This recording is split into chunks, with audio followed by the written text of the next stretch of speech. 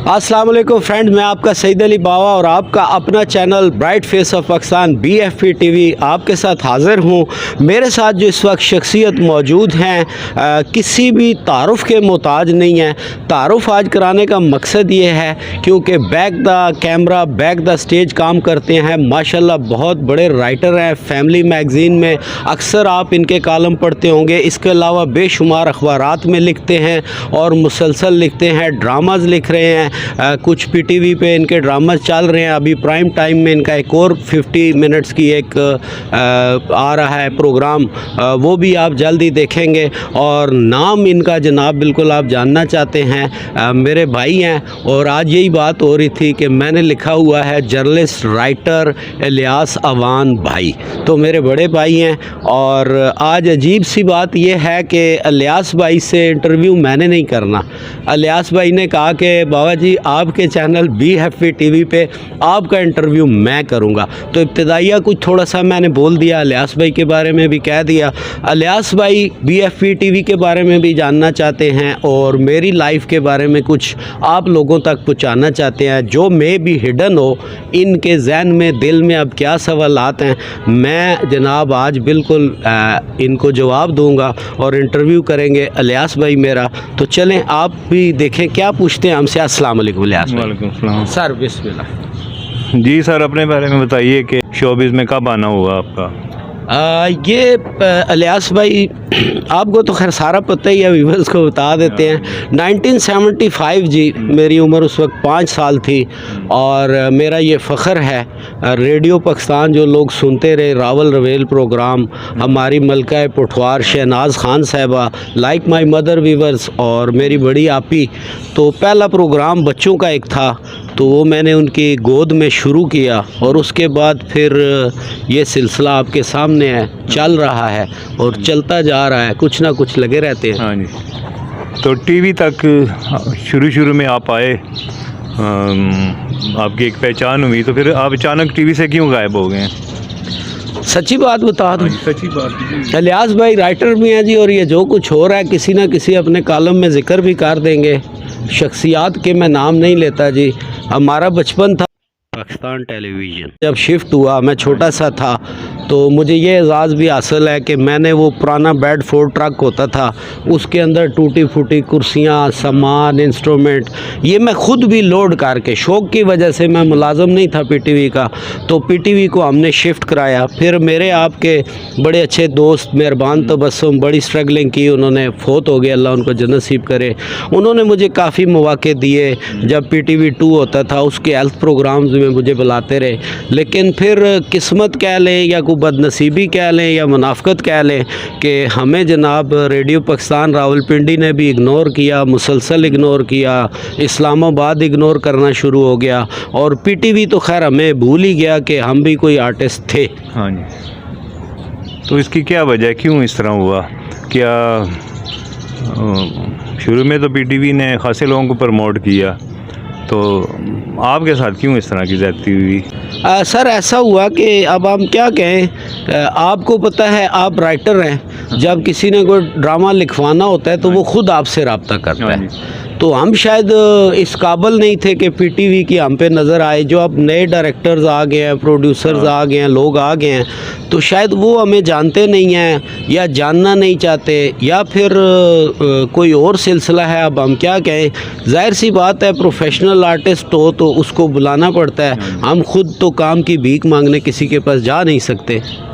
हाँ जी, ये bad luck है हमारे मुल्क की कि यहाँ ऐसे ही होता है कि जिसको प्राइवेट परफॉर्मेंस मिल जाता है तो उसको काम मिलना ही बंद हो जाता है। तो ये सारी चीज़ें हैं, लेकिन आप जैसे लोगों को तो आगे आना चाहिए। और माशाल्लाह अब PTV के अलावा भी बहुत सारे चैनल हैं, तो किसी और चैनल के लिए आपने? इलियास भाई जहाँ भी जाते हैं ना, अब एज के उस हिस्से में हैं कि अब अल्हम्दुलिल्लाह सैकड़ों स्टूडेंट हमसे सीख चुके हैं, उन्हें सिखाते हैं, हम आगे ले कर आते हैं। तो हमें अब भी बुलाया जाता है तो आप आके ऑडिशन दे दें। तो मुझे शर्म ये आती है कि जो ऑडिशन लेने वाला होता है वो हमसे तजर्बे में भी, उम्र में भी इतना छोटा होता है, और फिर हमें तो शर्म आती है कि अब इस उम्र में भी अगर हमने जाके ऑडिशन देने हैं तो फिर फ़ायदा क्या है। तो क्या वजह अभी पीटीवी का ड्रामा जो है क्यों ज़वाल का शिकार हुआ, इसकी आपके नज़दीक क्या वजह है? कि एक ज़माना था कि बाज़ार सुनसान हो जाते थे जब पीटीवी का ड्रामा चलता था, आज ये आलम है कि जनाब के पीटीवी बहुत बुरे हालात में। इन दिनों कुछ बेहतरी आना शुरू हुई है, तो आप लियाज़ भाई बेहतरी की भी रीज़न अब आपकी तारीफ़ नहीं है, आप जैसे लोग फिर इन्वॉल्व हुए हैं तो कुछ स्टोरी स्क्रिप्ट को अच्छा आना शुरू हुआ है। दूसरा ज़वाल की बड़ी वजह यह है, पहले हमारा कंपटीटर कोई नहीं था, फिर हमारे पास जो शख्सियात थी जिनकी वजह से आज भी सीनियर आर्टिस्ट पूरी दुनिया में परफॉर्म करते हैं, वो उन लोगों के ट्रेंड थे। पीटीवी में और रेडियो पाकिस्तान में तलफ़ुज़ सिखाया जाता था, एक एक जुमला राइटर ने अगर डायलॉग गलत लिखा है तो उसको भी वो संवारते थे, दुरुस्त करते थे। एकेडमी था उस वक्त और आज भी है, लेकिन वो चीज़ें अब नहीं रही। तो ये बस अब नए लोग आना शुरू हुए तो फिर म्यार और अब कंपटीशन भी हो गया। तो ये भी नहीं है कि अब जैसा देखें जी अर्तुगल वर्ल्ड रिकॉर्ड तोड़ रहा है ड्रामे के, तो ऐसा भी नहीं है कि पब्लिक वल्गैरिटी चाहती है, पब्लिक अच्छा ड्रामा देखना चाहती है, हाँ वो किसी भी चैनल पे हो। तो हकीकत है कि जब भी कोई अच्छा ड्रामा किसी भी चैनल पे आता है तो वो अपना रास्ता ज़रूर बनाता है और लोग उसको ऐदे वफा चल रहा है, इस तरह का सल्फ़े आहन चल रहा है।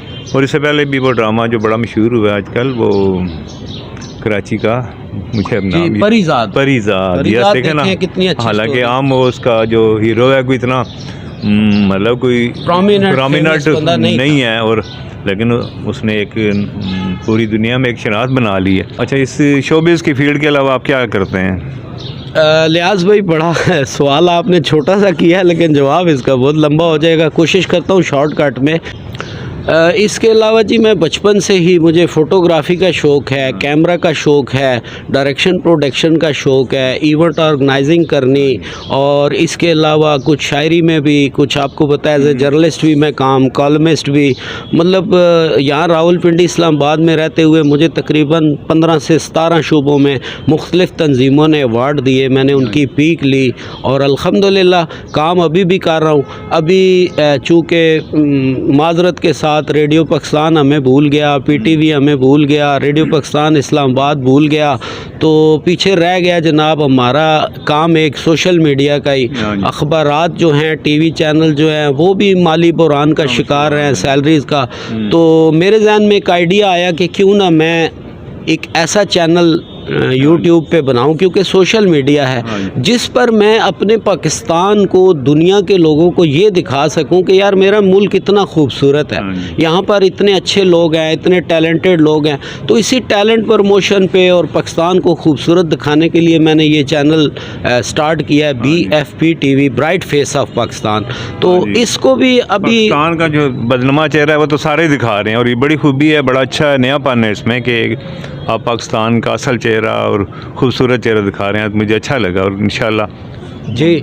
तो बस इलियास भाई थोड़ा सा ये आप कोशिश में लगे हुए हैं, और इसमें आप जैसे भाइयों दोस्तों का, राइटर्स का, देखने वालों का मुझे तावन चाहिए कि जो लोग पाकिस्तान को अच्छा देखना चाहते हैं, और फॉरेन कंट्रीज़ में से जब मुझे दोस्त अहबाब कॉल करते हैं, वो यार क्या हो गया, रोड ब्लॉक हो गया, ये हो गया, वो घबराए होते हैं पाकिस्तान में क्या हो गया, तो मैं उनको कहता हूँ यार कुछ भी नहीं हुआ, बड़ा ईजी चल रहा है। तो मुझे भी आप जैसे भाइयों की और ऐसे लोगों की, ऐसे व्यूवर्स चाहिए जो, अगर आपको कोई इंग्लैंड यूके से कोई सीनियर दोस्त कोई बात करता है पाकिस्तान के हालात के बारे में, तो आप उसे मेरा लिंक भेज सकते हैं कि यार इसे सब्सक्राइब करो, इसे देखो। हाँ जी, ये देखो कि ये भी सच है, ये असल हकीकत है। हाँ जी।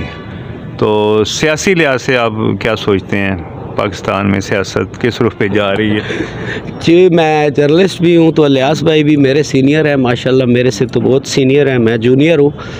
सियासत जो है जी पाकिस्तान में, अगर मैं शॉर्ट वर्डिंग में कहूँ तो जब असम्बली के अंदर कोई बिल पास कराना होता है या सेनेट के अंदर, तो वो हो जाता है, किसी तरह भी हो जाता है। तो इसका मतलब ये है कि मेरे ख्याल में तो अभी खान साहब को कोई ख़तरा नहीं है, वो चल रहे हैं। और इमरान खान से ओवरऑल बीइंग अ जर्नलिस्ट, मैं आप जब लोगों से बात करते हैं तो मुझे एक चीज़ सिर्फ खटकती है, और वो ये है कि जो महंगाई है ना पूरी दुनिया में बढ़ रही है, लेकिन पाकिस्तान में कुछ ज़्यादा तेज़ी से बढ़ रही है, जो लोगों का जीना जो है मुश्किल से मुश्किल तर। और इमरान खान साहब अगर इस महंगाई को भी इस अगले 1.5 साल में भी अगर कंट्रोल कर जाते हैं तो मेरा ख्याल है फिर सीटें ले लेंगे। हाँ जी, हाँ ऐसा ही हुआ है। अगर लोगों की असल में बड़ी तवक्कुआत थी इमरान साहब से, तो वो उस तरह वो उन उम्मीदों पे, उन तवक्कुआत पे लोगों की परफॉर्मेंस नहीं दे सके। तो अभी भी टाइम है, अगर वो कर जाते हैं तो फिर उनके मामलात अच्छे करें। लोगों की महंगाई सबसे बड़ा, आपने बात सही कही है कि महंगाई इस वक्त सबसे बड़ा मसला है। आम तबके का हर मतलब खाने पीने की चीज़ों से लेके दूसरी हर चीज़ तक इतनी ज़्यादा ऊपर चली गई है कि बड़ा मुश्किल हो गया है कि आम बंदे के लिए घर चलाना। कैसे गुजारा? हाँ जी, तो इस तरफ सोचना चाहिए। अच्छा हुक्मरान वही होता है जो लोगों के लिए आसानियाँ पैदा करे, लोगों के लिए अच्छा सोचे। तो इनको भी सोचना चाहिए। असल में इनके पास जो टीम है ना, उसमें शायद इमरान साहब, लोगों का ये ख्याल है कि वो खुद ज़ाती तौर पे बहुत अच्छे इंसान हैं, लेकिन जो टीम होती है उसका भी बड़ा किरदार होता है। तो वो शायद उस वजह से वो नहीं कर सके। असल वजह हाँ भी जी। लियाज भाई इसकी कहेंगे, असल वजह भी यही है कि ये जो टीम में लोग हैं ना, ओवरऑल अगर देखा जाए वो तो सारी ये पार्टियों से निकले पिछले हुए हैं। 25-30 साल से ये वही चेहरे हैं, वही लोग हैं। इमरान खान साहब से जो मेरे ख्याल में मैं रंग हूँ, बेसिक जो गलती हुई है वो ये हुई है कि जब वो आए तो उनके पास उन्होंने मैक्सिमम लोग जो थे ना, वो अपनी पार्टी के जो 20-20 साल से 16-16 साल से की थी पार्टी के लिए, उनको उन्होंने इग्नोर कर दिया। और जो दूसरे इलेक्टेबल लोग थे जो पहले से आजमाए हुए थे 10-10 दफ़ा, तो उन लोगों को लिया। तो आज इस वजह से अगर ये उन्हीं लोगों से काम लेते तो नताइज शायद इससे बहुत बेहतर होते। अच्छा लियाज भाई, चले आप मुझे भी इजाज़त देना, मैं भी आपसे कुछ सवाल कर लूँ, इजाज़त है? जी जी बिल्कुल। कब से ये लिखने लिखाने का काम? सर मैं जब 9वीं जमात में था तो उस वक्त से लिख रहा हूँ। कोई सान भी बताए ना पब्लिक को। 9वीं में था तो ज़ाहिर बात है, मैं मेरा ख्याल है 78 में 9वीं 78 से, हाँ जी। माशाल्लाह। तो मैं 9वीं में ड्रामा लिख के ले गया PTV रेडियो पाकिस्तान। तो उस टाइम रेडियो का बड़ा दौर था, रेडियो का ड्रामा बड़ा पसंद किया जाता था। तो वो जब मैं उधर पहुंचा तो गेट वाले मैंने कहा जी मैं अंदर ड्रामा प्रोड्यूसर से मिलना चाहता हूँ। उन्होंने कहा जी किस लिए मिलना चाहते हैं? मैं कहा जी मैंने ड्रामा लिखा है। वो मुझे सर से पाँव तक गया, जी आपने ड्रामा लिखा है? मैं कहा जी मैंने लिखा है। तो खैर वो बंदा कोई, उन्होंने मुझे अंदर भेज दिया प्रोड्यूसर। आगे वो बरकतुल्लाह साहब बैठे थे। तो ड्रामे के तो वो बड़े आदमी थे, लेकिन मैं सच्ची बात करता हूँ, मेरे साथ उन्होंने कोई अच्छा उन्होंने ड्रामा मेरा देखा तो लिखा तो हाँ ठीक है जी आपको बता देंगे ये वो। तो दूसरी सामने उनके एक और प्रोड्यूसर बैठे थे, सैयद, वो बड़ा अच्छा नाम था जी, और देखें एकदम ही मेरे जहन से नहीं, शक नहीं, मैं रेडियो की बात कर, अच्छा, हाँ जी, तो रेडियो की बात कर रहा हूँ। तो वहाँ पे वो थे, तो उन्होंने मुझे अपनी तरफ बुलाया कि बेटा, मैं जाने लगा, बड़ा मायूस हो गया। तो उन्होंने बुलाया कि आप मेरी तरफ मेरी बात सुने। मैं जे गया तो उन्होंने मुझसे कहा मुझे ज़रा ड्रामा तो दिखाएं। ड्रामा उन्होंने देखा तो कहने लगे यार आपने लिखा तो बड़ा अच्छा है। तो आप इस तरह करें कि मेरा प्रोग्राम है नौजवानों के लिए, मैं हर हफ्ते जवान साल प्रोग्राम करता हूं, तो आप उसके लिए काम करें, उसके लिए प्रोग्राम करें, ड्रामे फीचर उसके लिए लिखें। तो मैं हाज़िर हूँ।